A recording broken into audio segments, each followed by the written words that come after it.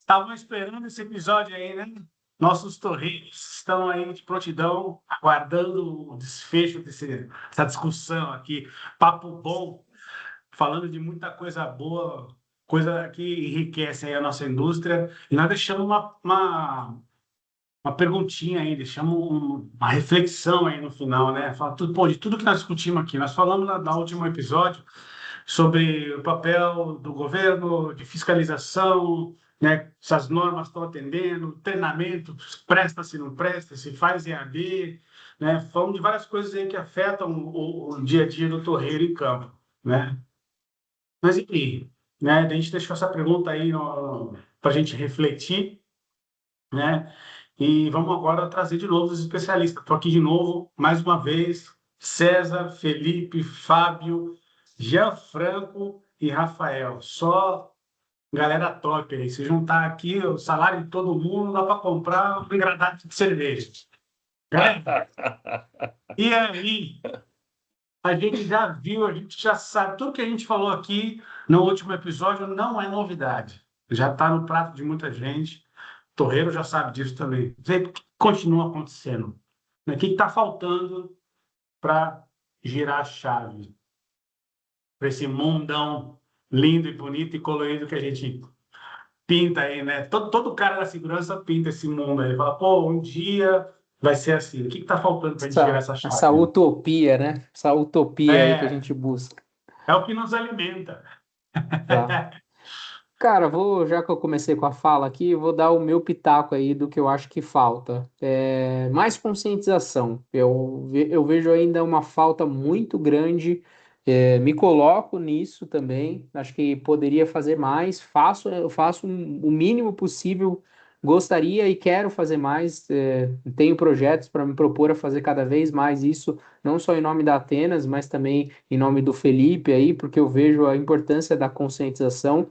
Em 2018, quando a gente começou a fazer isso lá na Atenas, surgiu para poder trazer mais conscientização para vendedor, né, do que era passado pelo telefone, e de fato criou uma proporção legal, bacana, e a gente vê o quanto isso impacta, né? No meu caso ali, eu tenho uma limitação falando muito só de equipamento, né? Mas eu consigo, de certa forma, também propagar um pouco de informação ali. Sempre busco ali o Fábio, principalmente, e o César também me ajuda bastante quando a gente vai falar de algum assunto mais pontual, que exige NBRs ou até mesmo as atualizações da normativa. Mas eu acho que de fato que falta é essa questão da conscientização. Mais pessoas boas como vocês aí, colocando a cara na internet mesmo, participando de workshop, participação em evento, e essa informação chegar a todos. Conseguir que essa informação fure a bolha e saia do mercado só voltado aí ao SESMIT, né? Ao engenheiro, ao técnico. A gente precisa fazer com que isso fure a bolha, a gente começar a se tornar interessante para aquela pessoa que sobe na torre todos os dias, para aquele cara que sobe no poste todos os dias, aquele cara que deixa a família todos os dias em casa e vai lá para uma construção civil de alto risco. A gente precisa começar a se tornar e colocar a nossa cara aí para essa galera nos conhecer, ver que a gente consegue trazer um conteúdo legal, bacana, de qualidade, que pode, de certa forma, ser um diferencial ali no momento que ele mais precisar. Sensacional. Cara, você trouxe uma lembrança que foi uma das primeiras coisas que eu percebi na Telecom. Quando eu comecei na SBA, a gente já tinha procedimentos, tinha algumas rotinas, né? E quando eu ia para campo, eu conversava com o pessoal, falava, pô, você já recebeu esse documento aqui? Era um formulário de AST, Análise de Segurança do Trabalho, né? Eu tenho certeza que o Rafael ainda tem esse problema até hoje, né? É, esse formulário não chegava para o cara lá da ponta, né? E a gente passava, né, imagina, uma terceirizada, uma nova, uma empresa, uma empreiteira nova quer fazer serviço lá para a torreira. Se cadastra, entra lá e faz todos os processos de onboarding para a empresa e tal, tudo bem. Beleza, a gente fala, ó, tá aqui nosso manual de segurança, tá aqui nossos documentos, você tem que preencher como funciona XYZ. passa um mês, dois, 10, um ano, 5 anos a empresa trabalhando com a gente, aí eu chegava no campo, falava com os torreiros, falava, cara, vocês têm esse documento aqui? Eu levava impresso, eu tinha na minha mochila, levava a pranchetinha, ia para campo e falava, vocês têm esse documento aqui para fazer análise de risco? Ah, não, não tenho. Eu falava, bom, tudo bem, então vocês têm algum da sua empresa? Né? A sua empresa disponibiliza um formulário para você fazer uma análise de segurança antes de você começar a trabalhar? Ah, não tenho também. Aí eu falei, ah, caramba, pô, eu já pegava, já tinha 50 que deixaram impresso na minha mochila, né? Eu já deixava uns dois ou três. O cara falou, ó, então vamos fazer um junto. E nas próximas atividades, você já fica aqui com uma meia dúzia e faz mais. Mas, ó, tira a cópia, né? Vai na empresa lá, pede para tirar cópia. Eu vou mandar para você por e-mail, vou mandar para o teu chefe por e-mail. E constantemente eu via que essa informação não chegava. Então, vai muito com o que você falou, assim, a informação não chega lá na ponta. Eu treinava alguns níveis dentro da empresa, esperando, né? Porque eles viam isso. Eles falavam, ah, eu vou treinar o meu técnico, que aí ele vai ser meu multiplicador interno. E, ó, não chegava. Não, eu vou treinar o meu cara lá da fiscalização, que ele vai ser meu multiplicador interno. Então, mandaram essas pessoas com a justificativa que eles seriam multiplicadores internos. Mas, na verdade, estavam mandando eles porque é mais fácil mandar eles do que tirar o pessoal de campo, que é quem está produzindo, né? Então, de novo, o que a gente estava falando lá atrás, né? Da gente, como contratante, se aproximar da galera que está em campo. Senão a informação não vai chegar. É impressionante. Você me fez voltar aí alguns anos em coisas que eu via. O famoso é raro, mas acontece sempre. Paulatinamente eu ia para campo, chegava lá, cara, vocês viram esse documento alguma vez na vida? Eu Cheguei a não, perguntar. não é só isso, as coisas não mudaram muito na realidade. E você tem essa situação, a pessoa não tem o documento, se tem o documento não sabe como preencher. Outro dia eu cheguei, o rapaz falou, não, fulano passou aqui e me deixou. O cara me tirou uma pasta, tinha um bloco assim de papel, com um monte de coisa assim, daí eu falei assim, você sabe preencher isso aí? Você sabe para que serve isso tudo aí? Aí ele coçou a cabeça com aquele monte de papel, olhou assim, só fez assim, só deu um ombro assim. Foi tipo, o cara jogou lá no colo dele e falou assim, ó, Tó, é papel que o pessoal Se quer, vira. né? Outro dia cobraram um procedimento para uma metodologia de desmontagem de estrutura, ia fazer por tombamento. Ah, você quer procedimento? Entregaram o procedimento. Chegou em campo, ah, tá, e o procedimento? O quê? Então, assim, as coisas, eles não entendem ainda a função do documento, a função daquilo ali, não é o papel, é o que ele representa, o que ele vai fazer. Então, assim, a empresa quer cumprir o papel, a pessoa cumpre quando é exigido. Cansei de chegar e falar assim, cadê a análise de risco? Ah, mas ninguém pediu, né? Isso é comum. No Então, processo ainda, né? É papel, não é processo. Olha, eu vou fazer um comentário. Eu tive a oportunidade de fiscalizar o setor de telecom. Fiquei um ano e meio fiscalizando todas as grandes empresas e as suas subcontratadas. Gente, elas estavam no meio de uma fiscalização. Eu solicitava documento, por exemplo, eu queria PT de liberação para trabalho em espaço confinado. Aí a mesma letra, o mesmo sentido para vários setores diferentes, de cidades diferentes, feitas. Aí a gente descobriu na sexta-feira, tinha um responsável de fazer a PT da semana de 4, 5 Pra tudo que é municípios. lugar. Aí, com relação ao treinamento, de novo, que era pífio, era um treinamento muito ruim, cara, sabe?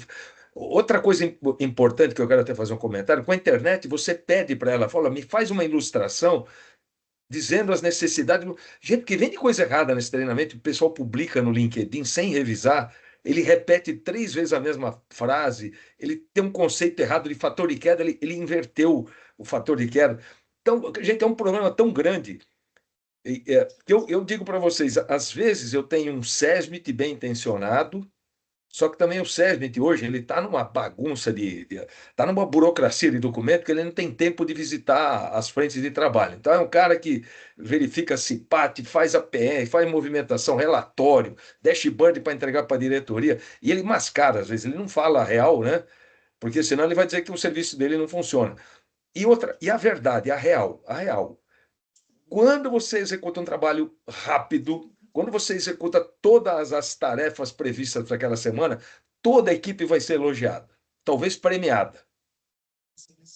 E a que custo? Gente, eu não sinalizei, não isolei, não fiz o cheque, o pré-checklist, não fiz o trabalho de acordo com o procedimento. Também a gente tem esse hábito de fazer procedimento em escritório, né? Às vezes o trabalhador não participa, aí ele não sente a real necessidade. E o gestor lá em cima, às vezes ele acha que isso é só uma burocracia. Mas sempre a liderança é premiada quando ela faz rápido. Então o trabalhador entende, cara. Olha, o técnico me fez uma palestra maravilhosa, o treinamento foi muito bom, mas ninguém me elogia quando eu faço seguro. Eu nunca sou parabenizado. Olha, o EPI estava perfeito, a linha de vida, olha, nós temos um sistema de resgate pré-instalado, olha que maravilha. Ninguém fala isso, cara. Ninguém elogia. Aí Elogia se quando ele faz erra, rápido, quando ele não põe a linha de vida. Então, cara, é um problema grave, cara. Nós estamos num país estranho, porque segurança não é uma prioridade de verdade, mas as empresas tinham que entender isso. Elas tinham que entender.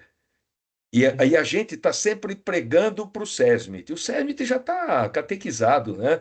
Ele vai aprimorar. Mas como é que a gente chega lá em cima, ou se não na média liderança, que é aquele cara que já foi torreiro e hoje ele é supervisor, mas ele chegou a ser supervisor porque era o cara que fazia rápido, não porque fazia bem feito com segurança. Ele é premiado quando ele é rápido. Então a equipe entende isso. Nós temos que mudar esse panorama. Pô, talvez a sistemática que vocês estão criando aí, criando esse laboratório, cara, vamos começar a conscientizar que segurança, a mudança da cultura de segurança, a gente tem que vender a segurança como uma coisa que facilita a produção. A segurança organiza o trabalho, eu tenho menos passivo, menos paralisação, eu tenho menos curto-circuito, eu tenho menos socorro acidentado, né? Eu tenho um padrão de segurança que vai melhorar o desempenho da minha empresa, cara. No fim, eu estou tendo lucro, porque esse investimento vai reduzir passivo, acidente, vítima. E outra coisa que eu acho, o fator acidentário previdenciário, coitadinho, ele dobra o seguro acidente de trabalho para empresas ruins e dá um benefício de 50%. Gente, ele tem que dar um benefício de 90% para a empresa boa e você tem que multiplicar 350, 400% para as empresas ruins, cara. Aí é justo. Olha, No nunca, bolso. não é? Mas outra, você vê que é uma política agora de Estado. Se o Estado de verdade quisesse reduzir, tem como fazer. Mas como o Estado não quer, a gente vai ter que fazer a nossa parte. Então, nós vamos conscientizar os trabalhadores, a média liderança, a linha de frente que está supervisionando, e gestores, cara, que o cara é uma roleta russa que eles estão fazendo, acreditando que o sistema funciona porque não teve acidente. O cara não tem procedimento, ele teve sorte, cara. Quem conta com a sorte para dizer que a gestão dele é boa, né, amigo? Eu não invisto numa empresa dessa jamais, né? Não sei se vocês Só concordam com isso ou eu exagero um pouco. isso. trazer Você um. trouxe. Só trazer o exemplo Ó, que a gente viu essa semana passada agora, de um rapaz entrou em contato com a gente. Nós somos administradores de um grupo de profissionais de telecom com mais de 1.000 profissionais do Brasil inteiro. E então muita gente vem conversar e trouxeram um exemplo, um caso que ele se recusou a fazer o serviço por conta de falta de condições de segurança. A empresa mandou ele embora, falou que ia mandar o empregado CLT dele para fazer, porque o cara não pode negar, ou teoricamente não pode, né? E ele saiu indignado, falou assim: olha, ok, eu não vou fazer, mas é o outro cara vai subir lá e vai fazer. E aí o que eu fiz foi, eu falei assim, olha, infelizmente em relação a isso a gente não vai poder fazer nada agora, mas em relação a você, parabéns pelo que você fez. Aí foi o reforço positivo, né, de Perfeito. Mas, elogiar o que ele fez, a postura dele e falar que aquilo tá certo. mas olha, o que a gente tem que vender, Rafael, é que o direito de recuso é uma excelente ferramenta de gestão de segurança. Cara, gratuitamente eu tenho um consultor interno, um cara que entende da atividade, tá me denunciando, mostrando um problema. Cara, esse cara tinha que ser premiado, né? Falou, sim, parabéns. É lógico, tem que se avaliar se ele tem razão ou não no que ele está falando. Mas o em simples fato. geral. E outra, Mas mesmo, então, mas hoje, mesmo que ele não tenha razão, cara, o ele tem que ser fato dele elogiado. parar, ele tem a dúvida, entendeu? Se ele não tem razão, tudo bem. Nós estamos aqui para isso, para dar a razão para ele ou para falar, não, você está errado, mas, cara, show de bola que você parou, porque na dúvida eu prefiro que você pare, É que você isso. meta a mão lá e se machuque.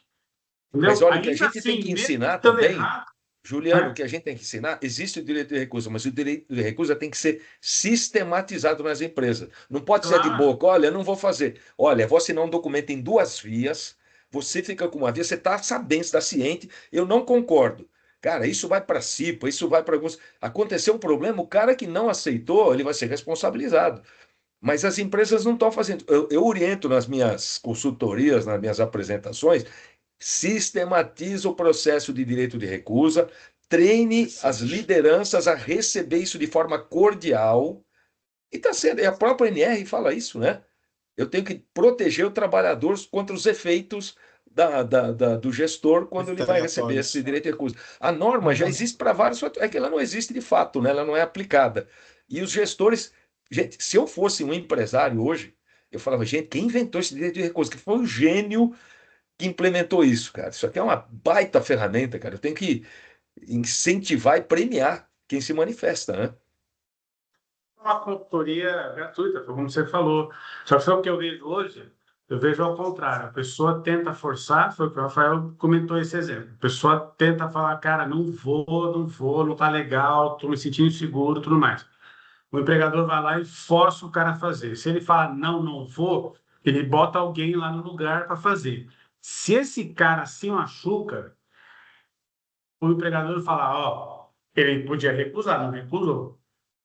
Mas o que o César Entendeu? comentou, agora a culpa, quando a gente fala de responsabilidade criminal, já veio o dolo aí. Porque eu sabia das consequências, passei por cima da advertência, a empresa está ferrada, né? E o trabalhador, o gestor, o supervisor que forçou, também. Então a gente tem que treinar essa liderança, que eles têm uma responsabilidade legal. Isso pode respingar para ele. Não é só falar, oh, morreu, machucou, vou levar uma multa. Não, você vai responder um processo, lesão corporal ou homicídio culposo, cara. Artigo 121 do Código Penal.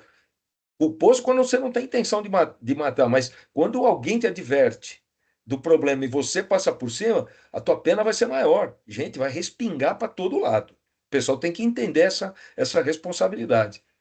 Mas não entende, o Gianfranco, porque não chega a gente para fazer um trabalho de levar esse tipo de informação para a gestão, você tem que cavucar. Eu acho que É, isso aí tinha que ser que nem embalagem de cigarro. isso aí Entendeu? é Você tem boa. no verso assim uma cena Sim. que coloca um gestor sendo preso, né? O Rafael, eu como auditor fiscal fui várias vezes ao fórum como testemunha de acusação.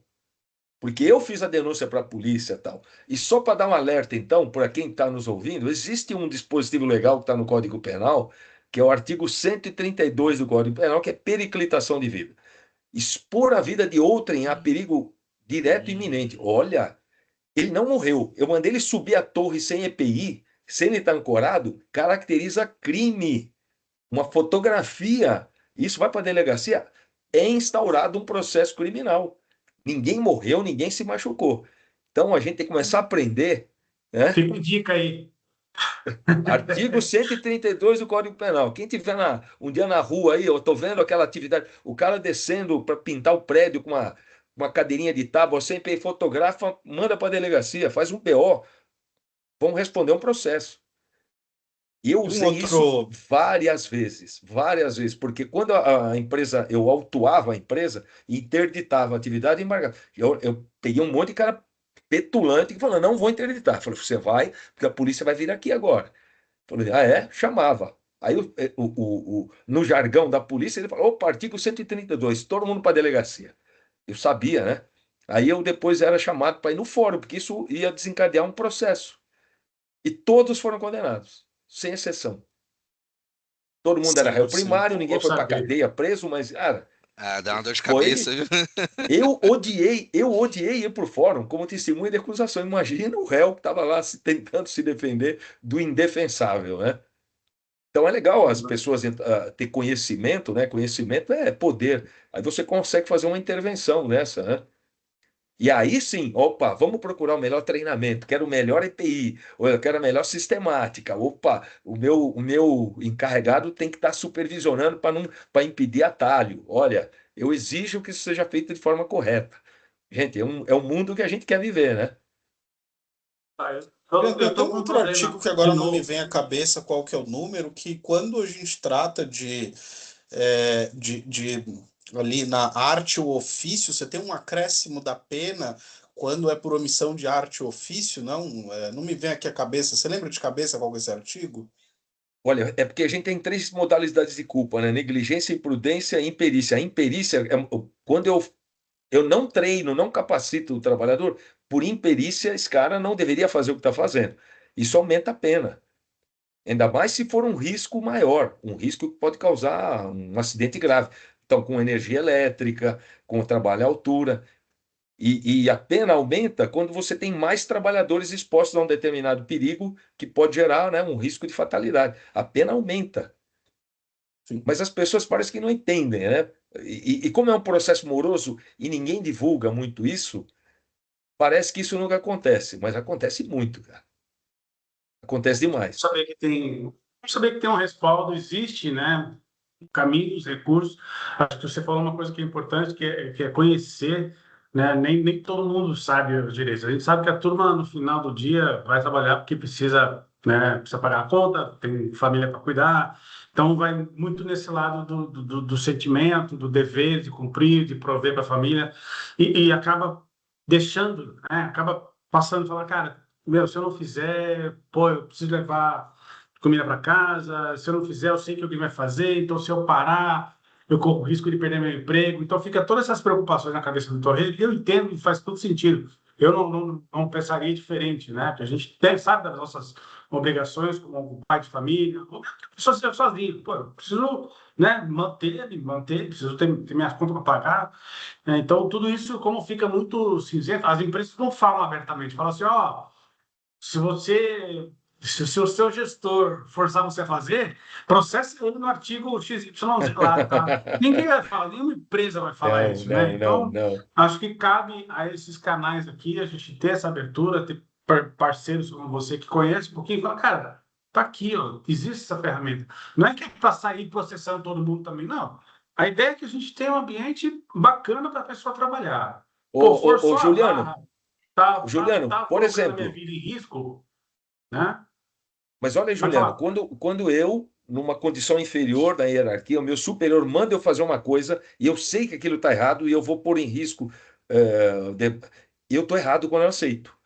Essa coerção é somente quando eu desconheço, mas se eu tenho ciência de que aquilo vai provocar e eu aceito, eu não posso mais botar a culpa só em quem mandou em mim.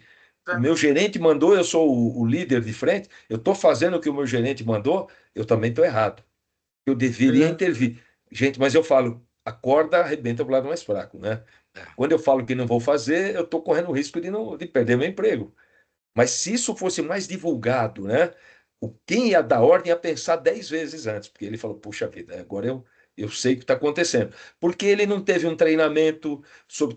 Os gestores, eles não entendem, né?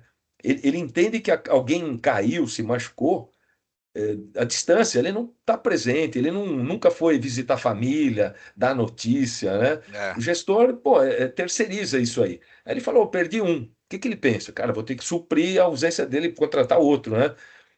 Agora, é diferente de quem está na linha de frente e fala, pô, eu perdi um cara bom. Vai ser difícil substituir. E ele era bom não só no trabalho, era um colega de trabalho bacana, tinha uma família bacana, tinha irmão, mãe, pai, poxa, amigos. É triste. Aí a porém, gente. eu não vou nem levar, porque agora a gente tem mais uma cerejinha, mais uma pimentinha isso aí que chama MR1, né? Então, imagina, porque essas coisas que nós estamos falando são coisas que machucam, que quebram, que sangram, né? Que são coisas visíveis. A pessoa fica incapacitada, ela está com um gesso, ela está com um pino, ela está fazendo fisioterapia porque não consegue se mexer, não consegue, né, escalar uma torre. Agora o cara fala que, pô, não estou bem, minha cabeça não está boa para eu exercer aquilo. Pô, aí até um gestor entender que isso também né? Tem que tratar, tem que acolher, né? Colocar dentro dos riscos lá, da tabelinha de riscos, tem que ter um processo para isso. A INR está batendo em cima disso. Porque a turma já não entende quando sangra, né? O cara quebrou a perna. Não, mas fica aqui, ó. Fica aqui só assinando o documento, apagando, enxugando gelo aqui, né? Porque eu não quero abrir CAT, eu não quero afastar você e tal. Mas, no final, está tentando burlar o sistema. Você imagina quando é uma coisa que o cara não vê. Vou falar, não, isso é frescura, isso é conversa fiada, o cara tá fazendo corpo mole, você não é macho o suficiente para subir numa torre, e o cara tá com uma carreta de problemas lá atrás que não tem nada a ver com ser macho, ser Juliano, forte, Juliano, medroso, posso dar um nada. exemplo? Dar um exemplo? Nada. Tem empresas que você, por exemplo, no Nordeste é comum, né? Os estados estão próximos, você não atende o município, você atende outro estado. Aí você sai com o seu carro na quinta-feira e você volta sábado à tarde. Cara, você rodou horas de trânsito cruel, com um caminhão, com risco. Você tem que subir na torre e fazer o trabalho, porque você tem um horário para fazer. Aí, cara, para fazer rápido, é lógico que eu não vou fazer todo o procedimento, né? Porque eu tenho que fazer. Aí eu dirijo horas, eu não recebo hora extra, estou cansado, estou longe da minha família, com saudade, né, da minha família. Isso vira uma rotina. Cara, isso aí é o caminho para você ter um problema de saúde mental, realmente. Aí isso causa depressão, estresse e desatenção. Facilita um acidente mais grave, né? Aí Jean, a você culpa, sabe que a culpa é do torreiro, né? Então, só para puxar Erro a humano. A próxima. causa raiz foi o erro Erro do humano. trabalhador. Tá, é bem onde eu queria chegar. Porque a próxima, eu não vou nem falar que vai ter mais pergunta, porque assim, eu tenho meu negócio, minha colinha aqui, mas eu vou fazer só essa aqui, que eu acho que vai bem com o que a gente está falando. Aí já te dou a palavra, César. O erro está no torreiro ou está no sistema? Né? Então, você já trouxe aqui na tua fala, Jean, muita coisa que tem muito mais a ver com o sistema, né? Como a coisa foi desenhada, né? A gente fala assim, criamos o processo de stop work, né? Direito de recusa. Cara, mas não tem nada que favoreça o cara exercer esse direito. Aí, quando o cara exerce, vai lá para o cantinho e fica de castigo, né? O titio aqui não gosta de gente que levanta a mão, né? Outra coisa que também que é sistemático e todo mundo acha maravilhoso, em algum momento lá atrás isso foi muito eficiente e hoje eu já não vejo mais sentido. Regras que salvam vida. Cara, eu vejo muitas empresas que têm regras que salvam vida que eu não vejo salvar nada. Eu vejo complicar mais. Porque você não pode fazer tal coisa. Beleza, mas o que a empresa está fazendo para evitar esse comportamento? Né? Exemplo clássico: proibido usar celular enquanto dirige. Pô, o gerente do cara está ligando ele sistematicamente das 7 da manhã às 9 da manhã. Ele sabe que esse é o horário que o cara se desloca para o site, mas está ele ligando. Já chegou no site? E aquele problema? O que você fez com o outro? E o que ficou para trás ontem? Como é que você vai atender aquilo lá? E não sei o quê. E ele sabe que o cara está no volante, porque é a hora que ele está se deslocando até a próxima torre. Entendeu? Outra que eu vi também. Proibido dirigir com fadiga. Cara, aí você bota o cara para dormir 3 horas de distância do site. O cara acorda às 5 da manhã, entra no carro às 7, chega às 10 da manhã no site, trabalha até às 7 horas da noite, porque vai ter que entregar o serviço. Aí depois o cara sai às 7 horas da noite morto, precisa dirigir 3 horas de volta. O cara chega, dirige das 7 às 10 da noite para poder ir dormir. Não, mas o cara não pode dirigir com fadiga. Oba! Você começa a contar o reloginho dele a partir da hora que ele está no site. Essas 3 horas viajadas aqui e as 3 horas da noite. Né? Essas 6 horas aí de deslocamento. Né? Vai para conta? Num Mas é carro, às vezes, sem proibido dirigir. ar-condicionado, né? No verãozão, O carrinho aí você está pequeno, 3 sofrendo. caboclos dentro do carro, um monte de equipamento, estrada ruim, para comer mal, quando Risco de come alguma coisa. assalto. O cara tem Sim, medo de entrar em algumas áreas que a gente sabe, né? Que são e perigosas por aí realmente, para vai. perder Então, ferramenta, equipamento. Então, aí fica a reflexão: é o sistema que está mal ou é o torreiro que está ruim? Fala aí, César, você ia trazer algum tema aí antes.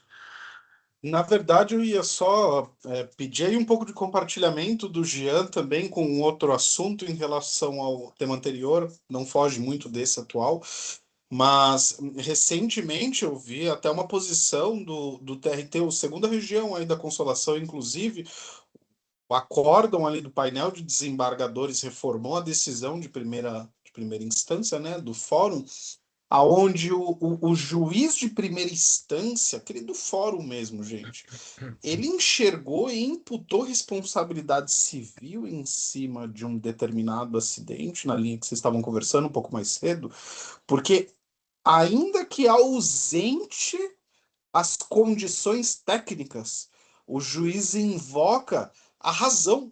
O juiz especificamente invocou o pleno gozo das faculdades mentais, porque a pessoa foi exposta a uma atividade que não requeria nenhum tipo de formação específica para que se pudesse antever que existiam riscos ali. E a alegação justamente, né, da reclamada era que quem estava ali à frente não tinha instrução, só recebeu oriundo de um sistema misterioso aí, que é uma pilha de papel, uma nuvem, Deus falando no ouvido do cara, chegou no e-mail, eu não sei o que é esse raio desse sistema, mas via engrenagens, chegou na pessoa que era para fazer aquele troço, foi exposto ou trem, né? Mas foi exposto um terceiro atividade que resultou em uma lesão, graças a Deus não foi uma fatalidade, mas né, reclamante reclamado com seus argumentos, o juiz de primeira instância entendeu que sim, você não foi treinado para esse troço, mas você expôs terceiros. Ah, mas eu não tinha o treinamento, eu não tinha isso. Cara, o risco era. Você goza com plenitude das suas faculdades mentais? Sim. Então, você tinha como enxergar. E eu adoro essa parte jurídica, porque é onde você vê, né? Acredito que, tenho certeza que o Jean tem um dobro de experiência aqui, mas é onde a gente vê a ação do Estado, por que não, através dos advogados, dos peritos, dos auxiliares técnicos, a um mínimo chegando, mas infelizmente é no pós, né, Jean? É, não faz prevenção, né? Uhum. Infelizmente. Juliano, Infelizmente. vou deixar uma reflexão aí que vocês falaram hoje dessa questão do torreiro, né? Eu não entendo muito bem em relação a contratações nem nada, mas eu acho que isso também é uma coisa que vocês têm que se juntar na questão da classe do torreiro, cara. Porque eu vou dar um exemplo aqui. O risco de vocês aí, né? Um cara que sobe em torre é tão quanto maior do que um cara de acesso por corda dentro de uma plataforma de petróleo. Por que esse cara não está sendo remunerado e bem pago a ponto de ter a mesma remuneração do que um cara de acesso por corda lá? Sendo que as empresas independentes têm essa mesma capacidade financeira para bancar isso. Porque, cara, para mim, um cara que sobe a 70 metros de altura, ele tá correndo até mais risco do que o cara que tá dependendo do tipo de atividade de uma plataforma em petróleo, entendeu? Te respondo, porque na plataforma de petróleo é obrigado o cara com o acesso por cordas. O cara tem que ser o N1, N2, N3. Para subir na torre, 8 horas de treinamento online, o cara tá subindo. E é E sabe o isso. que é interessante no torreiro? Às vezes você trabalha em dupla, na grande maioria das vezes. Já tem o trabalho que o cara está sozinho. E esse outro é o supervisor dele, mas ele não tem nenhum conhecimento superior. Você é Ele é só, supervisor. olha, você vai ser meu supervisor, mas eu não entendo nada mais do Unity do que ele. NT. Então, e é um É, trabalho invisível, né? Porque os caras estão longe, não têm o controle, eles fazem do jeito que eles quiserem. Então, hoje as pessoas estão usando um pouco de tecnologia, algumas empresas, né? Tem o GPS marcando onde ele está, ele tem que fotografar para mandar para a sede que ele chegou num determinado local. Mas, assim, a supervisão, eu fui acompanhar um trabalho desses, cara, nenhum dos dois entendia de resgate. Nenhum dos dois entendia de aspectos de segurança mais do que o outro para fazer uma supervisão, cara. Então, Posso. Esse a ponto é muito NR35 interessante. fala, né, que eu tenho que ser o trabalho feito sob supervisão, de alguma forma. Podia até ser remota, mas não existia. Hoje até tem esse mecanismo, mas é uma meia resposta dizer que porque a Petróleo Brasileiro SA exige, logo a classe se uniu e ela tem força. Porque, vamos lembrar, antes de terem as 3 certificadoras que existem no Brasil, o acesso por cordas, ele não era tão pressionado, né? Ele não era tão pedido lá nessa contratante, por exemplo. Algo aconteceu nessa contratante Petróleo Brasileiro SA, por exemplo, que falou: não, chega, a partir de hoje eu tenho dinheiro em caixa, vamos fazer isso e vamos começar a pedir agora uma das 3 certificações. Todo mundo passou pelo crescimento, caem os dentes primeiro antes de chegar o. Cai os dentes de leite primeiro antes de chegar à maturidade, sabe? O ponto é aonde que está a telecom nesse espectro para que acredito que a pergunta do Felipe é muito prudente, se a gente conseguir avançar nela um pouco, porque até quando que as contratantes vão continuar fazendo vistas grossas para terceirização, quarteirização e assim por diante, e elas não vão tomar ação. Falar que é só simplesmente monetária a questão, eu concordo, tenho 100% de certeza que isso é um fator dentro. Mas o que motiva, o que falta, e não dá para a gente colocar isso só dentro do espectro público, do Estado, para fazer isso acontecer. E a gente, como massa crítica, né, a bolha que o Felipe falava mais cedo aí, estourar essa bolha, como é que a gente faz isso chegar a um ponto crítico aonde as contratantes se veem numa posição que socialmente isso daqui é impossível de eu fazer isso. Eu não tenho como. Não vou mais contratar direto aqui. Agora eu preciso fazer um CLT. Pô, o CLT é mais caro do que eu pagar a pessoa ali em espécie. Mas houve essa mudança de chave. E o ponto é que a gente está numa transição agora que a gente não pode simplesmente lançar mão de simplesmente ir na resposta mais curta de menor esforço administrativo. A gente precisa procurar soluções e umas equações que estão super complicadas, em cenários que estão postos, e a maioria das grandes empresas não querem investir em segurança, como aqui foi dito várias e várias vezes, né? Olha, eu vou trazer um pouquinho de uma conversa que eu tive com o Adilson Monteiro. Ele foi meu mentor, vamos dizer assim, durante um período aí que eu fiz alguns cursos, né? E ele é um cara do hop. Ele tem uma visão industrial muito boa. E ele falou assim: Juliano, a conta não fecha, né? Então, você ter altos investimentos numa indústria aeroespacial, por exemplo, se falar de segurança para a indústria aeroespacial, suave. Os caras têm dinheiro para caramba. E, somado a isso, eles têm tragédias gigantescas, que um impulsiona o outro, né?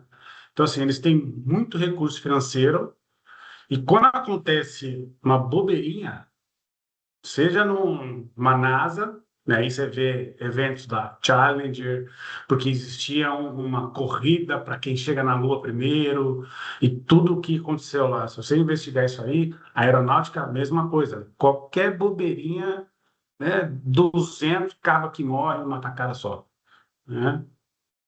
Depois você tem isso é uma indústria super robotizada, né? Super investimentos altíssimos e tal. Depois você tem uma intermediária, que é uma galera que é meio mecânica e meio robotizada, que é a indústria automobilística, algumas indústrias, né, farmacêuticas, de alimentos e tal, que tem bastante assistente, mas também os caras ainda têm o produto paga esse investimento de segurança, né?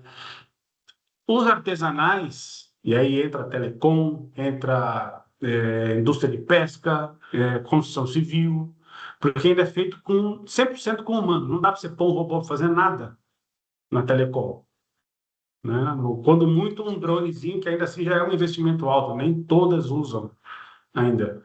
Aí a conta não fecha, porque você tem baixo custo, porque todo mundo quer celular barato.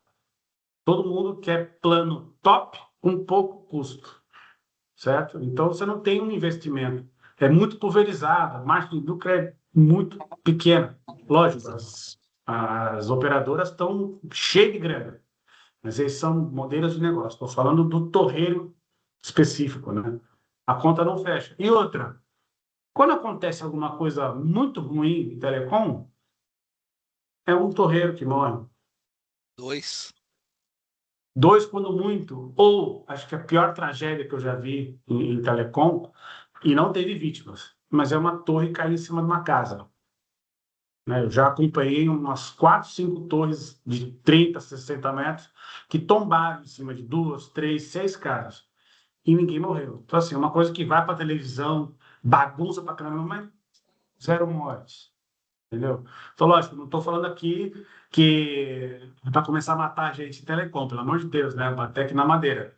Mas a gente não tem isso. A gente não tem tragédias que acompanham uma investigação massiva do Ministério Público, sabe, de Ministério do Trabalho montar barraca dentro de uma operadora ou dentro de uma torreira e começar a olhar tudo dos últimos 15 anos. Não E tem. saiu o Jornal Nacional falando boa noite, empresa Tragédia tal. na operadora XYZ. A última notícia que eu vi na televisão de telecom, cara, foi o cara que morreu em 2023. Lá é Entendeu? Alphaville? Porque o cara deu o azar de morrer dentro de uma cidade grande. Isso, Porque foi num quantos posto de não gasolina em morrem numa cidade Alphaville, né? pequena? Oi? É. Foi em Alphaville, né? Num posto de gasolina? Quando Não foi foi? esse caso? Não, isso foi em Campinas, 23. Ah, Entendeu? Então, assim, aí tem televisão local, aí, né, gera um bafafá. Mas quantos que não morrem pelo caminho? Em cidade pequena. Então, assim, não gera um oba-oba. E a gente sabe, não estou querendo que as pessoas morram, mas a gente sabe que um acidente grave, pô, gera uma repercussão. Aí o apelo popular faz as instituições, né, os mecanismos do governo se mexer, né? Então, assim, não tem denúncia, ninguém morre quando tem tragédia, né? Tem impacto, a galera não tem verba, não tem um investimento grande, porque eles têm que fazer o máximo com o mínimo de investimento. Então, tem todo esse universo aí, tá? Não é só a.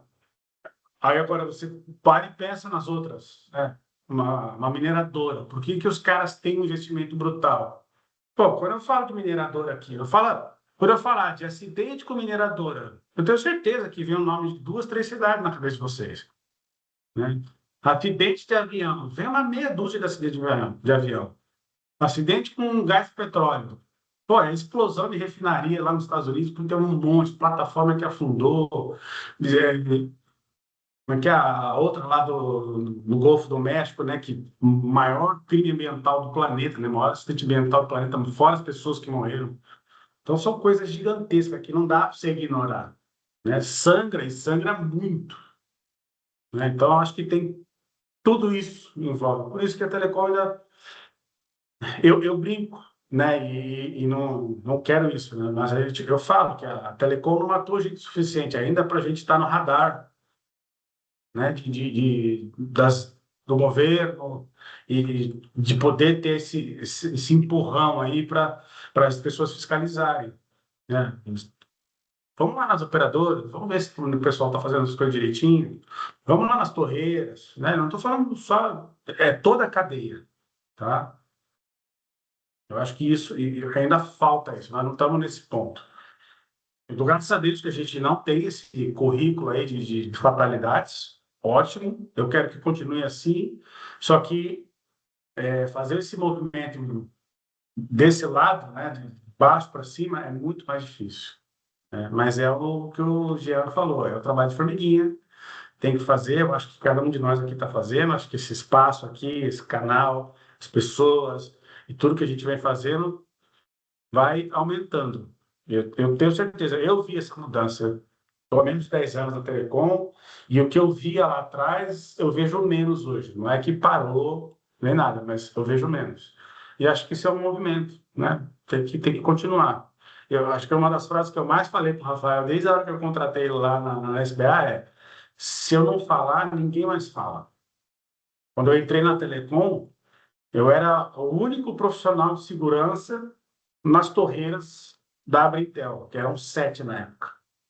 Eu lembro de fazer a primeira reunião da Abritel, eram 7 pessoas. Eu era o único profissional de segurança. Eu tinha advogado, eu tinha engenheiro civil, eu tinha um cara de RH, eu tinha um monte de gente assim, e não tinha gente de segurança. Hoje, a maioria delas tem.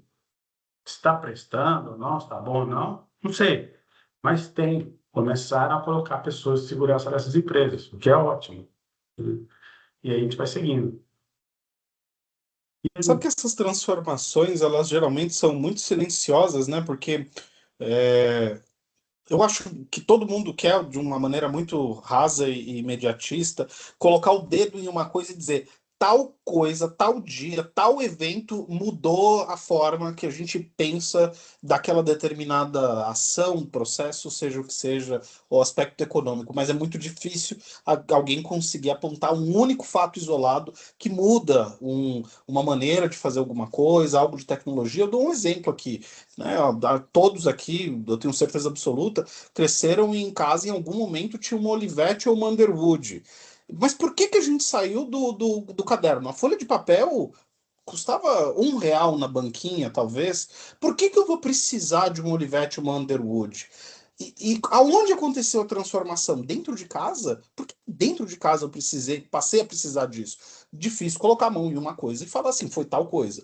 E vocês vão se lembrar também que, enquanto uma das duas, para quem não sabe o que é uma Olivetti e uma Underwood, assistindo o vídeo aí, mas a gente está falando de máquinas de datilografar, Eu elas tive eram Olivetti. Olivetti, ó. Mas a economia é brutal de uma folha de papel, ter uma folha de papel em casa por uma máquina de datilografar, tem uma correlação gigantesca, mas de alguma maneira ao longo dos anos foi adotado.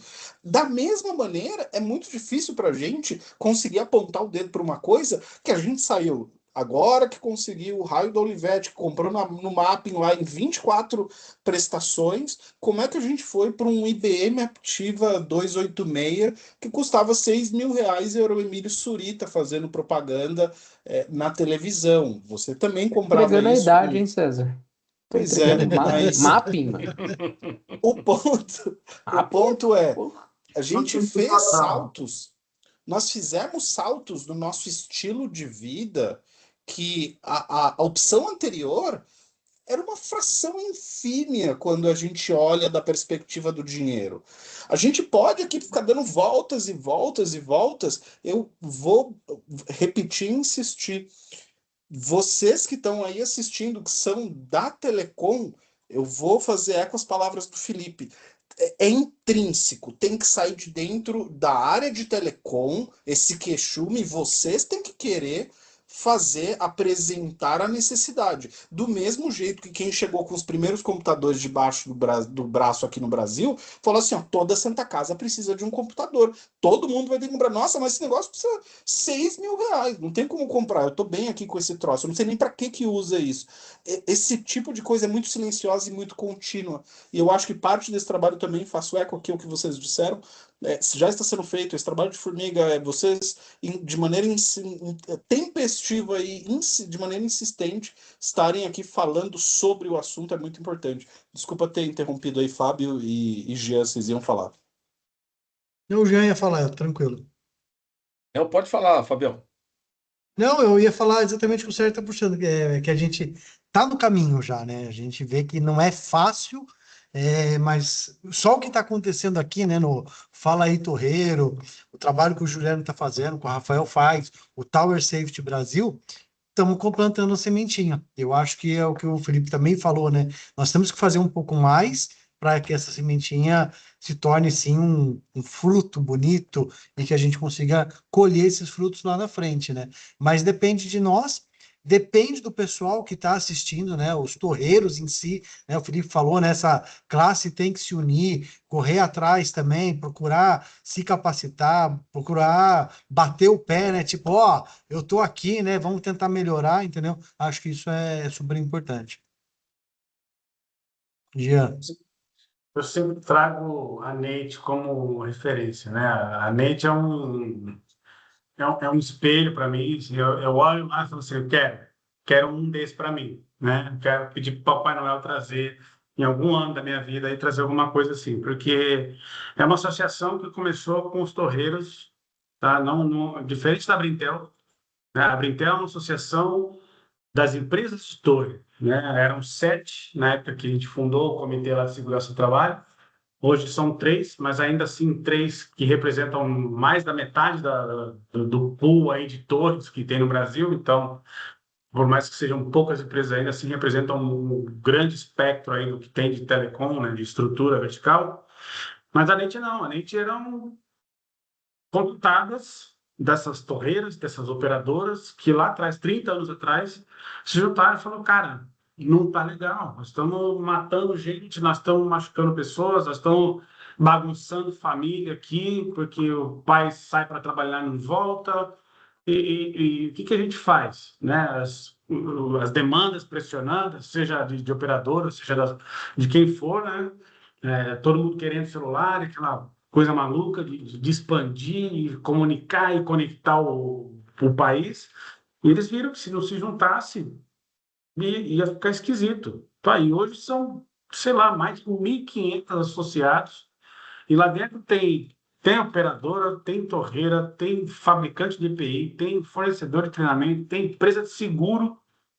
Todo mundo está lá dentro, porque eles querem estar lá dentro, porque eles criaram uma atmosfera Sistema. ali de compartilhamento, de aprendizagem. Eles têm comitê lá de teste de EPIs, eu já comentei com vocês, eles testam os EPIs além do que a norma pede, criam artigos técnicos, tem uma revista própria. Eu acabei de voltar né, do mês passado, teve a conferência anual deles. É um evento assim que bate qualquer evento de segurança que a gente tem no Brasil, PISP, seja lá o que for. E é um evento de telecom.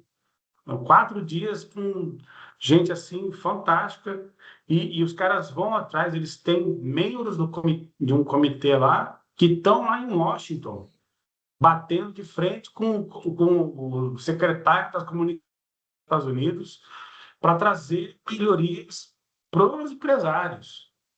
Eles vão atrás de meios e formas de diminuir impostos, de melhorar a qualidade de trabalho, melhorar a condição de segurança, né? Quem é associado tem uma série de benefícios. Então, se eu sou associado, sou uma contratada, e eu mandar meus funcionários treinarem numa empresa que também é associada da NEIT, eu tenho um desconto. Se eu comprar EPI dessa empresa que também é sócia da NEIT, eu tenho um desconto, eu tenho uma forma de pagamento diferenciada. Então, são esse tipo de facilidade que eles colocam, que o empresário olha para ali e fala, não, pô, vale a pena eu pagar uma mensalidade, porque, cara, eu tenho uma série de benefícios aqui e os caras brigam por mim, né? Eles vão lá no Congresso brigar por nós. Então, isso, cara, dá uma vantagem competitiva fantástica. E não quer dizer que eles tenham o melhor dos mundos, tá? Eles estão lá reclamando, eu estive lá, é reclamação para cima e para baixo, é problema, é injustiça nos preços. Eles brigam também com gente que é subcontratado, que no final faz um preço mixaria. E ainda tem empresas que pagam esse serviço, então o cara que é da associação fala, pô, eu não posso baixar meu preço, pejotizar a galera aqui, porque eu sou associado. Que se eu pejotizar e o pessoal souber, eu sou expulso da associação. Mas o meu concorrente está pejotizando e o custo dele é menor. Aí o cara ganha o contrato e eu não. Mas existe um ambiente sendo discutido. Aqui não. Aqui o único lugar que eu vejo essa discussão é dentro lá do nosso grupo, né? Eu não vejo sair, eu não vejo ter um fórum ainda para esses caras, né? E deveria. Então, concordo, voltando lá atrás de sua pergunta, Felipe, concordo 500% que deveria sim ter isso. E, e tem que partir deles, não dá para gente, para eu aqui, Juliana, falar assim, vamos criar uma associação? Eu não posso fazer isso, né? Eu não sou nem empresário dessa área, não sei nem como tocar isso, mas é uma ideia que já não é a primeira vez que a gente toca nesse assunto, não é um assunto novo, já está rodando bastante tempo. Eu trago isso porque, de fato, cara, nada me tira a questão da Isso daí. periculosidade do trabalho, da atividade desses caras, entendeu? É uma atividade de extremo risco, não só dos riscos de altura, mas tudo que envolve os agravantes que vocês têm ali. E vocês me colocaram naquele grupo de vocês lá, do dia a dia da galera que posta, né? Eu vejo umas coisas que eu falo, Deus é pai, velho. Não é possível que esse cara tá subindo nesse lugar. Então, assim, eu acho que essa questão da união também, de realmente colocar a cara, colocar eles se juntarem aí. Porque, cara, é o que eu falo, esse pessoal, cara, tem que ser muito bem remunerado, cara. Tem que ser muito bem remunerado. Pro cara sair da casa dele, pra ele subir numa torre de 70 metros de altura, cara, que é risco, entendeu? A única coisa que esse cara tem ali, de fato, é o risco. E você Então, pensar, E uma e vista você, bonita. tem uma vista não, e você bonita, parar de pra vez em pensar, quando. então, e você parar pra pensar que esses caras são responsáveis por conectar o nosso país, cara. E eu Sim, não tô sim. falando, e eu não tô Fora a falando assim, importância, conectar. claro. Eu não tô falando assim, conectar eu com você, que eu posso te mandar um WhatsApp. Não, não. Não, Nós estamos falando você até. fazer o Pix. É, Não, não, não. mundo, tudo. Meios de emergência, cara. A Sim. pessoa está com uma emergência em casa, ela passa a mão no celular, ela não vai no telefone fixo mais. Se é que ela tem, né? Passa a mão no celular para ligar para 190, 193, entendeu? Se você não tem isso, como é que você liga? Que acho que as Exato. pessoas nem lembram mais que tem telefone fixo em casa, entendeu? Qualquer problema de família, qualquer coisa, o WhatsApp hoje é a maior forma de comunicação do nosso país e de muitos outros países latinos. Nos Estados Unidos eles nem usam o WhatsApp, é outra pegada. Mas aqui usa e usa muito. Entendeu? Então, se você derruba uma rede de telecom, cara, você deixa um povo ilhado. Você quer um maior exemplo? Eu não lembro a data exatamente, mas nós tivemos uma pane de WhatsApp aí, não faz menos de, acho que uns 2, não, uns 3, 4 anos, teve uma pane do WhatsApp. Cara, eu lembro de discutir isso com um colega, que ele ficou sem saber o que fazer. Ele precisava falar com uma pessoa e o WhatsApp tinha caído. Problema do WhatsApp, não é que estava sem rede na região. O WhatsApp derrubou lá, deu um bug no WhatsApp, acabou. Ficou lá uma hora, duas, sei lá, sem. E ele não conseguia falar com a pessoa. Eu falei, cara, você já tentou ligar para ela? Aí ele, putz, cara, não lembrava, esse negócio funciona. Pois é, né? Então, de tão dentro do nosso DNA que o WhatsApp está hoje. Então, você imagina derrubar uma rede, pega uma região aí que não tem sinal. Pô, teve um dos entrevistados aqui do Falar em Torreiro, que o cara trabalha na região norte, ele nem está mais lá agora, eu falei com ele esses dias. É um cara que se especializou na região norte. Cara, ele no episódio, ele tá numa foto, ele mudou a foto aqui do fundo, e uma das fotos que ele colocou é de uma torre que ele levantou lá. É a única torre da região. É uma região lá da Amazônia, entendeu? É um vilarejo. Ele levou o sinal para lá. Ou seja, até ele chegar lá, o pessoal Mentira. não tinha como usar celular. Entendeu? Então, você imagina uma situação dessa, cara? Então, assim, é esse nível de serviço que esses caras prestam. Eles conectam o país. E olha o quanto que nós estamos falando aqui de má remuneração, de justiça, né? Não ter recusa de trabalho, não ter condições mínimas para o cara ter higiene, ter saúde mental, dormir, se alimentar, ter segurança do emprego e segurança no trabalho. Então, Eu trabalhei em dois setores sensíveis nesse sentido de serviços essenciais, né? Maior parte do tempo da minha vida, trabalhei com transmissão de energia. E uma outra área extremamente sensível, porque a distribuidora, se tem algum problema, você perde a energia num bairro, né, numa região assim da cidade. A transmissão, não, você deixa duas, três cidades sem luz. Né? Você deixa uma zona oeste de São Paulo sem luz. Né? Outro dia a subestação Bandeirantes, aquela da Berrine, parou. Tipo, 20 minutos depois tinha uma perua da Globo na porta da empresa, assim, com um link ao vivo. Né? Então, era uma outra condição e isso se refletia também na questão da estrutura de trabalho. Eu, eu, eu faço uma associação com o modelo de privatização de ambos os setores, foram diferentes. Se eu não me engano, o Telecom foi privatizado um pouco antes que o setor de energia, e as atividades fins foram privatizadas, acabou com tudo, e foi o início da terceirização também, se eu não me engano.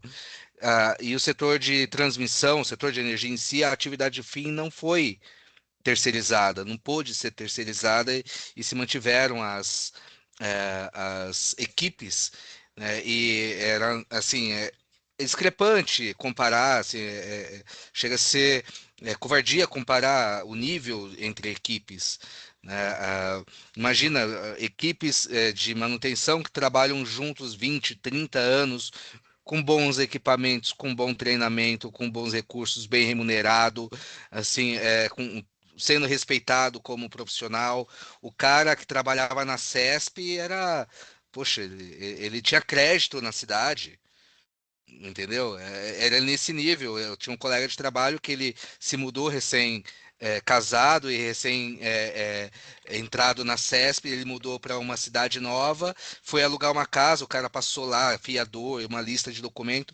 Quando ele falou que trabalhava na CESP, o cara entregou a chave para ele, né? Era nesse nível. E o setor de telecom não.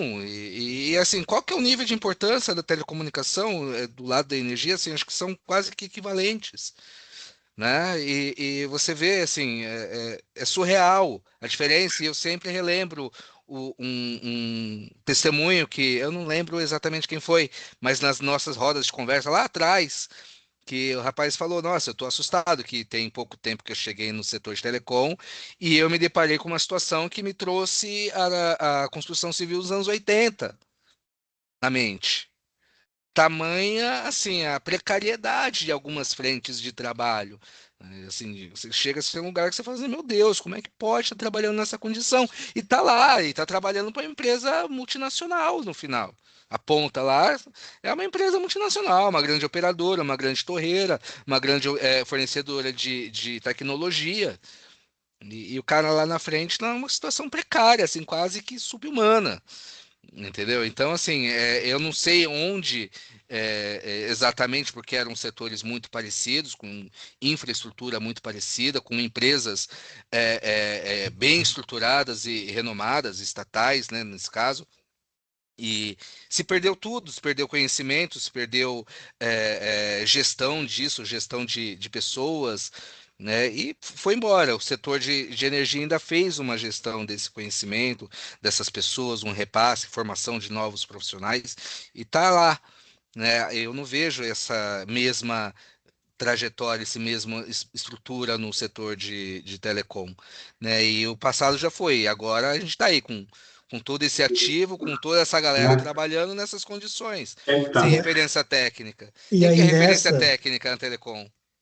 quando a gente fala aí o futuro está aí, né? A gente tem que pensar não no que passou, no que está para vir, né? Fica essa pergunta, né? O que que nós podemos fazer para melhorar o setor de telecom? Que a gente discutiu, a gente sempre fala o que está ruim, o que está ruim, o que está ruim. Eu acho que o torreiro sabe o que está ruim, a operadora sabe o que está ruim, o dono da torre sabe o que está ruim. Mas o que que nós, que estamos aqui, nesse abril verde aí, nós estamos querendo melhorar as coisas, o que nós podemos fazer para melhorar o setor de telecom? Juliano, César, Rafael, Felipe, Gianfranco. O que que vocês acham que a gente pode fazer para melhorar isso daí? Eu tenho, eu Trazer tudo tenho... de volta às capivaras. O que você acha, Gianfranco? Olha, eu vou contar um detalhe. Primeiro, eu acho que as empresas, as pessoas têm que ter menos medo da multa e dar mais valor à vida, né? Eu acho que a gente tem que mudar essa chave na cultura de segurança. E vou contar um case para você, aliás, dois. Eu estou dando treinamento para a Sabesp, para as empreiteiras. Para quem não sabe, a Sabesp é uma empresa de saneamento aqui de São Paulo. E ela foi privatizada. Agora, o nível de exigência de segurança do trabalho para você escavar uma vala na rua, você precisa de liberação do engenheiro, você precisa de sistema de escoramento, projeto. Gente, tem que ter foto mostrando evidência que a coisa. O cara mudou o padrão. Vocês vão ouvir cada vez menos ouvir acidente de trabalho em soterramento aqui em São Paulo, no saneamento. Mudou o padrão. A Sabesp, de baixo para cima, falou: olha, quem trabalha para mim, se tiver fatalidade, independente da causa, Fora. o contrato é encerrado. Então o pessoal está morrendo de medo, está contratando e tal. Então, olha que bacana. E só para vocês terem uma ideia, quando eu fui dar treinamento para a Sabesp, eu vi uma coisa interessante, que era Um trabalhador morreu soterrado numa cidade do Canadá. Uma cidade pequena do Canadá. Ele morreu soterrado. Aquele dia virou um feriado e onde ele estava tinha uma praça que ficou com o nome dele. Gente, olha só, o choque de uma morte para a cidade. Eles estão lembrando aquilo para que nunca mais aconteça. A gente, olha, a gente fica falando de 2.800, 2.700, a gente está falando no milhar, né? E lá morreu um, cara, virou o nome da praça. Então, a mudança dessa mentalidade, nós temos responsabilidade, é lógico, né? O Felipe fazendo bons EPIs, o César botando tecnologia para aprimorar o processo de fiscalização, de monitoramento, o Rafael fazendo um trabalho bacana de acompanhamento, o Fábio no treinamento, Juliano, você agregando tudo isso, né, com gestão. Cara, estão fazendo esse trabalho. É um trabalho, mas eu acho que a gente deveria ter mais influência a nível governamental para mudar alguma coisa lá em cima. Eu falo, olha, do mesmo jeito que a Sabesp está exigente com seus subcontratados, seria interessante que as outras empresas também fossem. E acho que é E um se dos jeitos. tivesse uma norma setorial, você acha que funcionaria, Gianfranco? Que nem a gente tem ali para portos, que a gente tem a NR37 ali, que a gente tem a 36, a 38. Será que ter uma norma regulamentadora voltada para o setor da telecom melhoraria essa Olha, questão eu acho que a norma ajuda, mas o que a gente já tem era bastante suficiente para se a gente quisesse modificar. Por exemplo, o nosso código de trânsito aqui é igual ao da Alemanha. Uhum. Lá morre uma pessoa em um acidente de trânsito a cada 1 milhão. Aqui morre 30 a cada 100 Cada um. mil. Porra, então, e o código é o mesmo, né? É. Talvez a pergunta, a norma salva a vida? Cara, desde que tenha supervisão. Que se Cara, a gente cumpra, não né? tem. Quando a gente usava o cinto de segurança, a gente não tinha medo de morrer. A gente tinha medo de ser multado Hum. no carro, não é? Então cada povo tem Falta uma maneira de você conscientização. cuidar, né? Você Falta respondeu mesmo essa pergunta conscientização. recentemente em um podcast, o Gianfranco, que eu estava assistindo, seu inclusive. A pessoa pergunta ali diretamente ali, a norma salva vidas, ou alguma coisa nesse sentido, Assim, né? O empresário tem medo disso ou daquilo, bem foi o nessa linha que você estava Augusto lá do falando. Recife. É Ele falou: tem medo da interessante. multa, cara. Ele tem medo da multa. Norma salva-vida, Isso aqui depende.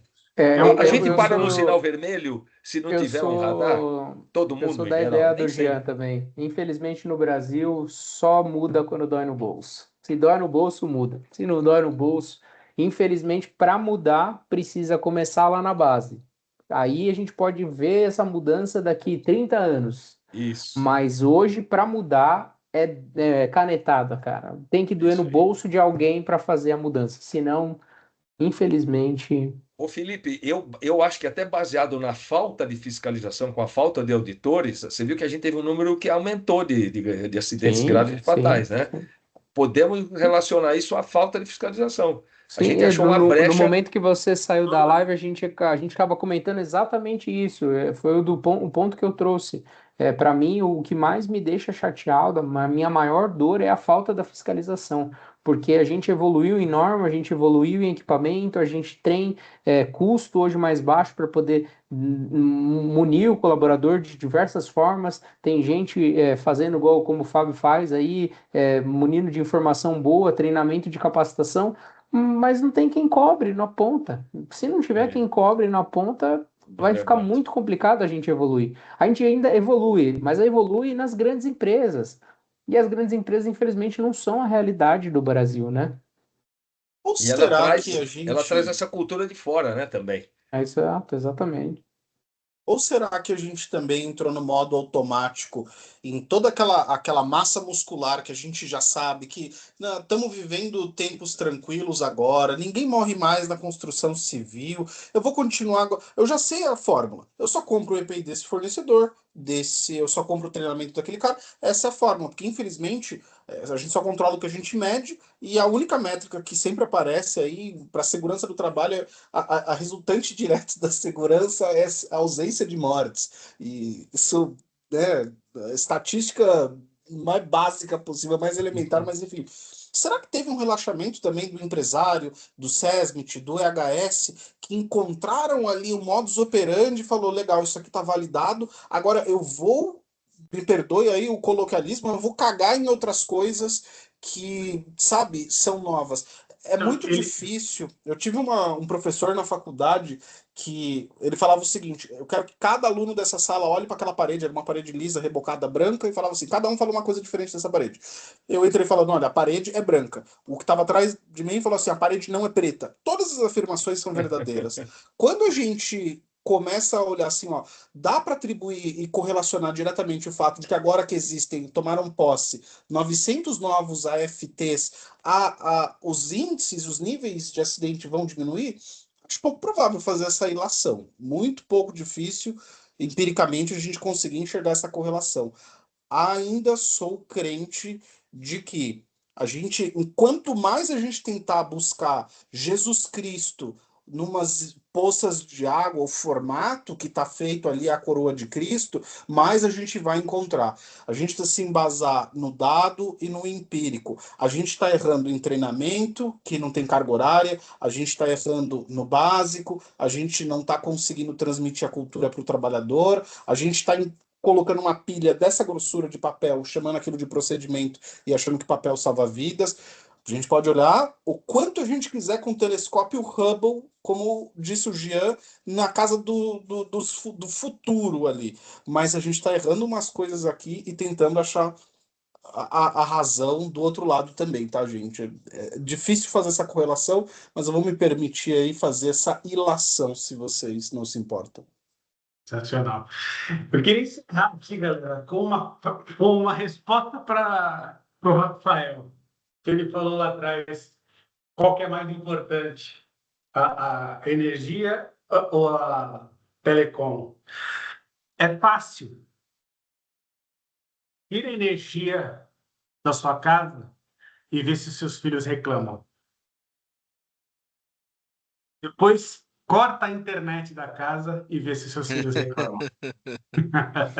Aí você vai ver quem é mais importante hoje em dia. É fato, cara. É fato. Você cortar a água, a galera vai viver. Você cortar a energia, a galera vai viver. Mas hoje, se você É, tirar o Wi-Fi da turma, vai ter treta.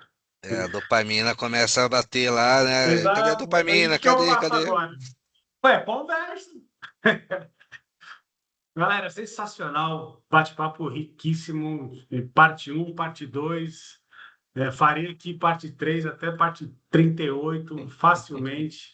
Prazerzão estar com vocês aqui, poder descascar algumas cebolas aí para a gente chorar junto, né? O que a gente vê no dia a dia não só de telecom, trabalho em altura. Acho que tudo que a gente falou aqui se aplica a muitos ambientes de trabalho em altura em geral, segurança, várias indústrias diferentes, né? Não só o trabalho em altura em si. E eu acho que tudo é válido. Eu acho que a gente construiu aqui é, mais uma pilha aí de informação que dá para tirar muita conclusão, ou pelo menos o cara fala assim, pô, é verdade, o cara pensa diferente, eu achava que era só assim que dava para fazer, enfim.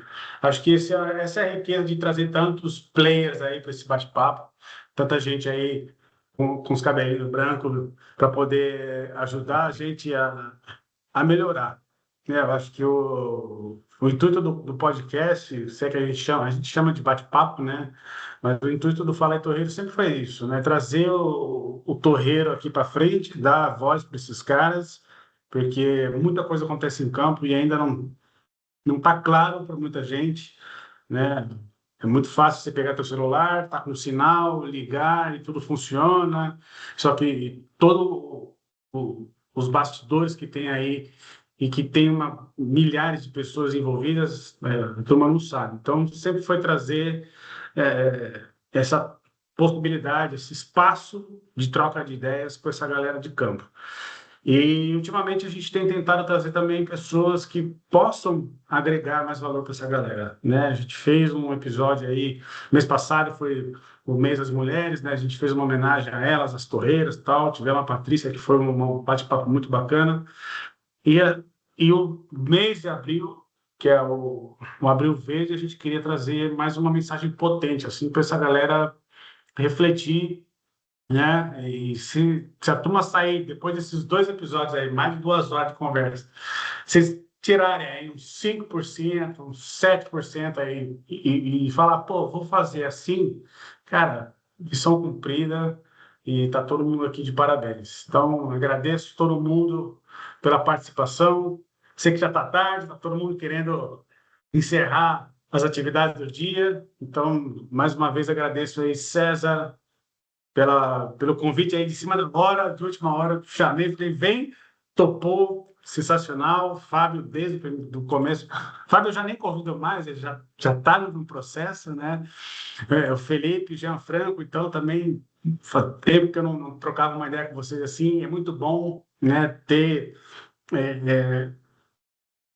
poder ter essa visão de diferentes cenários, né? O Felipe fabricando EPIs, então tem uma pegada diferente, outros inputs, e o Jean, experiência aí de fiscalizar, está do outro lado né, do empresário, né? Está do lado do governo, ter essa visão. Então, assim, é muito legal ter essa multidisciplinaridade aqui. E eu e o Rafael, que somos os meros apresentadores aqui, os meros torreiros, aqui no meio de tanta gente boa. A gente só Eu sou agradece assistente aí. de palco. Eu sou assistente de palco. É o rock. É o rock. Mas show de bola. Galera, Tá brigadão fácil mais pra uma ninguém. vez. Se vocês quiserem falar mais um minutinho aí, agradecer. O momento é esse, que nós vamos encerrar, porque já está na hora. Jé, você primeiro, por favor.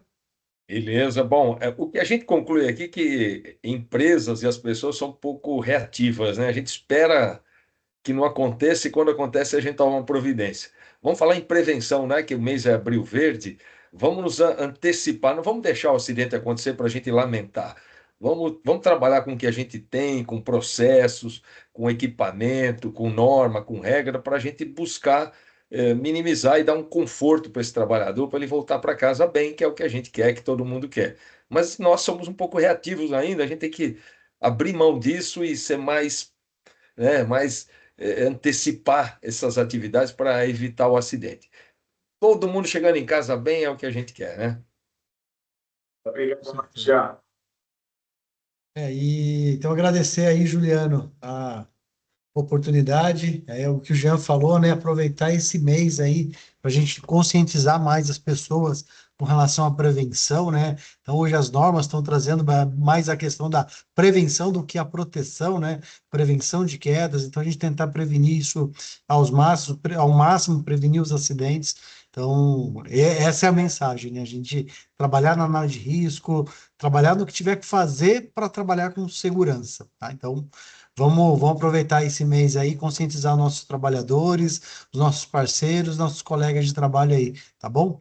E novidades vindo aí. Logo, logo teremos novidades aí no setor de telecom, no setor de capacitação, no setor telecom aí vai vir muita coisa boa aí. Logo, logo vocês vão ficar sabendo aí.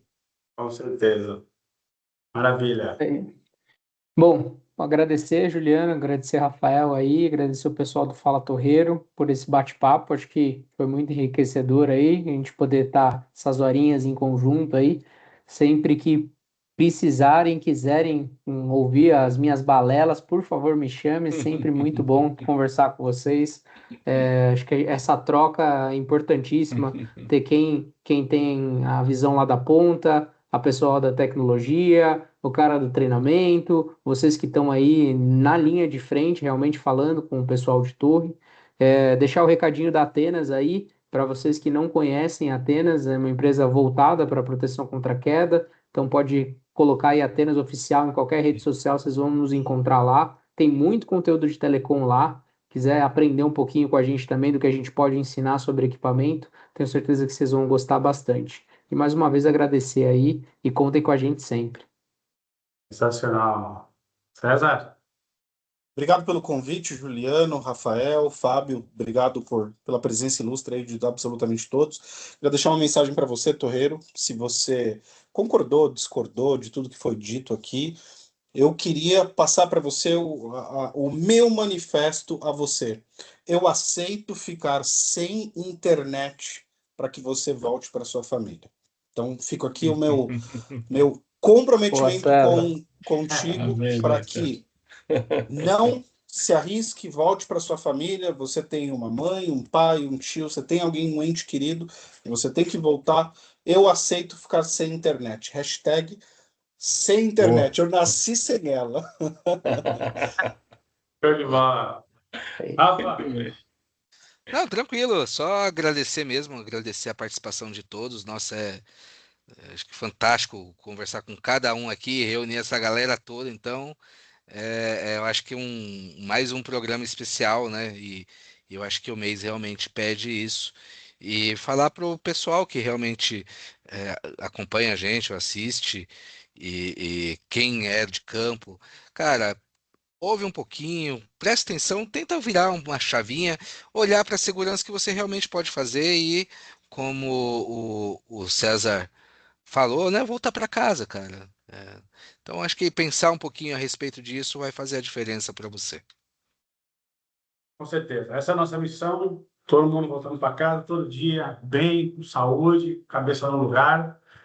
E é isso, galera. Ficamos aqui, mais um episódio duplo do Fala aí Torreiro. Foi sensacional. Espero que vocês todos tenham um abril verde aí muito bacana, cabeça no lugar, conscientiza suas equipes de campo, né? Situações de risco, comunica, traz, né? Usa o nosso grupo Tower Safety Brasil. Quem não está no grupo ainda, eu vou deixar depois aqui o link para vocês, né? Participem, né? Tentem engajar cada vez mais a conversa, porque se a gente não falar, a coisa não vem à tona, a gente não consegue trazer soluções. Então, usem e abusem desse espaço. Nosso canal Fala aí Torreiro, nós estamos aí a caminho dos mil inscritos. Então, compartilha, curte, comenta e vamos se inscrever para a gente poder cada vez mais levar essa mensagem aqui boa, de qualidade, para quem precisa lá na ponta. Esse é o nosso grande negócio aí, tá certo? Mais uma vez, obrigado a todos, galera, e nos vemos em breve aí. Até a próxima. Gente, Valeu, gente. valeu, Valeu, Tchau, valeu, até galera. mais. Tchau, tchau. Abraços.